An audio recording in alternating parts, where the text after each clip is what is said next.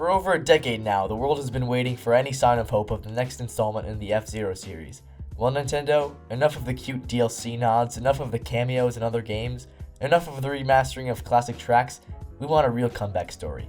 Here's why we don't want any more spiritual successors. Here's why we want the true revival of the Blue Falcon. The racing genre is one that is unfortunately littered with mediocre title after mediocre title. A lot of racing games seem to place more emphasis on the cars themselves than the actual gameplay these days, and yeah, there's no shame in cool customizable cars and realism and such, but where's the feeling of speed? Where's the exhilaration? It seems that nearly all racing games have lost that whimsical touch that makes them so much fun to play in the first place. Most have pretty much fallen into a dull status quo. No. These are supposed to be racing games. I need some speedy pixels of motorized metal. I need fast and way too fast.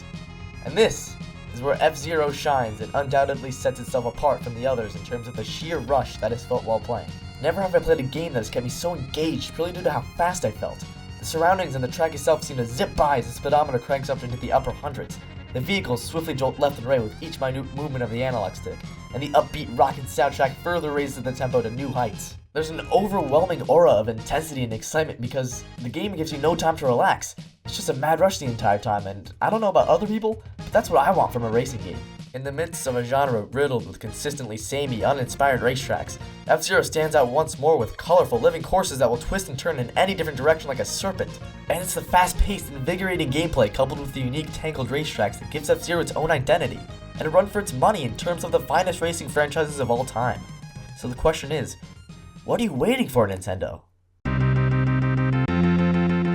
We know that fans are still invested in the racing genre for the time being. Hell, Mario Kart 8 is the best-selling Wii U game, and its 3DS counterpart, Mario Kart 7, is the second best-selling game on its respective platform for a combined 20 million copies sold.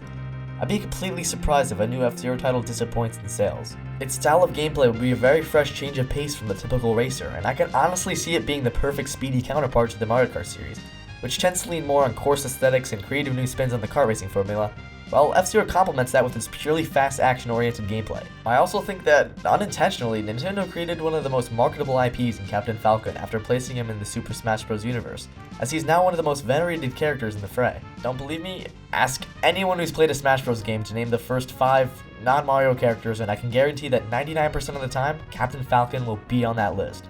From his taunts to his outlandish attacks, the racer has immortalized himself into the hearts of millions of gamers. So why doesn't Nintendo capitalize on this? The time is now, Nintendo. End this drought and give us what we need.